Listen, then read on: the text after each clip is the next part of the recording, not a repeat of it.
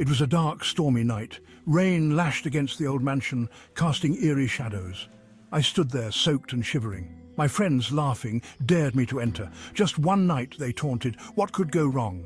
I knew it was stupid, but their words echoed in my ears. With a deep breath, I pushed open the creaking door. The air inside was heavy, thick with the smell of decay and something else I couldn't place. It felt cold, colder than it should be. I took a hesitant step inside, the floorboards groaning under my weight. As I ventured deeper into the mansion, the laughter of my friends faded into the howling wind outside. Now only silence greeted me, a silence so profound it was deafening. Cobwebs clung to every surface and dust lay thick on the once grand furniture. The air was heavy with the scent of decay, a testament to the years of neglect. A grandfather clock stood frozen in time, its hands pointing to the stroke of midnight. It was as if time itself had abandoned this place, leaving it in perpetual darkness. How long had this place been abandoned? The silence was deafening, broken only by the occasional creak of the old house settling. A sudden noise made me jump. A floorboard creaked somewhere in the darkness above. The sound echoed through the empty halls, amplifying my growing sense of unease. My heart pounded in my chest. Taking a deep breath, I told myself it was just the wind. But deep down, I knew it was something more. I continued exploring, each room as desolate and eerie as the last. The walls seemed to whisper secrets of the past, stories of those who once lived here. The only light came from the moon, which cast long dancing shadows through the grimy windows. The shadows seemed to move with a life of their own, creating an eerie dance in the dim light. As I rounded a corner, a cold draft sent chills down my spine. The temperature seemed to drop suddenly, adding to the already unsettling atmosphere. I could have sworn I saw a figure vanish at the end of the hallway, a fleeting glimpse of white that disappeared as quickly as it appeared. Was it my imagination, or was there something truly haunting this place? I froze, my blood turning to ice. I blinked, trying to clear my vision, but the hallway was empty. Had I imagined it? My mind raced, fueled by fear and the stories I'd heard about this place. Suddenly, a blood-curdling scream pierced the silence. It came from upstairs. My legs trembled, but curiosity outweighed my fear. I had to see, had to know. Step by cautious step, I ascended the grand staircase. The air grew colder and the musty smell intensified. The scream echoed again, closer this time, full of anguish and terror. Reaching the top of the stairs, I saw her. A woman in a white gown, her back to me, was sobbing uncontrollably. Her long black hair cascaded down her back, hiding her face. "Hello?"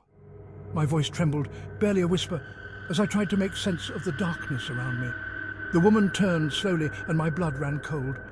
Her movements were deliberate, almost mechanical, as if she were a puppet on strings. Her face was pale and gaunt, her eyes hollow pits of despair. It was as if all the life had been drained from her, leaving behind a shell of a person. In her hand, she clutched a blood-stained knife. The crimson liquid dripped slowly, each drop echoing in the silence of the room. I stumbled back, fear paralyzing me. My legs felt like lead and my mind screamed at me to run, but my body wouldn't obey.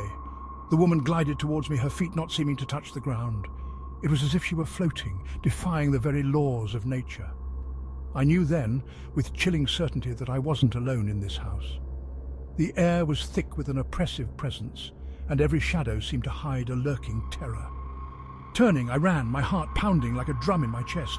Each step felt like an eternity, the hallway stretching endlessly before me. I had to get out, had to escape this nightmare. The walls seemed to close in on me, the darkness pressing down like a suffocating blanket. The woman's chilling laughter echoed behind me, urging me forward. It was a sound that would haunt my dreams forever, a reminder of the horror I had witnessed. I raced through the darkened hallways, my breath catching in my throat. Every corner I turned, I expected to see her, that ghostly figure waiting for me. Each room looked the same, a labyrinth of shadows and terror. It was as if the house itself was alive, playing tricks on my mind, leading me deeper into its clutches. The ghostly laughter followed, relentless, mocking. It was a constant reminder that no matter how fast I ran, I could never truly escape. Finally, I found a door I hadn't yet opened. It was hidden in the shadows, almost as if it didn't want to be found. It was a small, unassuming door hidden beneath the stairs, blending seamlessly with the wall. I had walked past it countless times without noticing. Desperate for answers, I threw it open and stumbled inside, my heart pounding with anticipation and fear. The air in the small, dusty attic was thick with the smell of decay and neglect. Cobwebs hung from the ceiling like ghostly drapes. A single grimy window offered a glimpse of the stormy night outside. Lightning flashed, illuminating the room for a brief moment. I felt trapped, isolated from the world below. As I turned to leave, a sense of unease washed over me. I noticed something on the far wall, partially hidden in the shadows. A painting, covered in dust and cobwebs, hung there as if forgotten by time. It seemed to call out to me.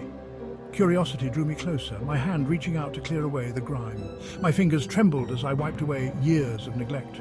The woman in the painting was beautiful, with piercing blue eyes and a sad smile that seemed to hold 1,000 untold stories. She wore the same white dress as the ghost I had seen earlier, her hand resting gently on a small wooden box. The connection was undeniable. This must be her, but who was she? What secrets did she hold? The questions swirled in my mind, demanding answers. A cold hand gripped my shoulder from behind and I spun around. The ghostly woman stood there, her face inches from mine, her eyes, once filled with sorrow, now burned with rage. "You shouldn't be here," she hissed, her voice like ice. The knife in her hand glinted in the dim light. I stumbled back, my heart pounding in my chest. I didn't mean any harm," I stammered, my voice barely a whisper. The woman raised the knife, her eyes fixed on mine. "This house," she hissed, "is mine." And now she smiled, a chilling, predatory grin. "So are you."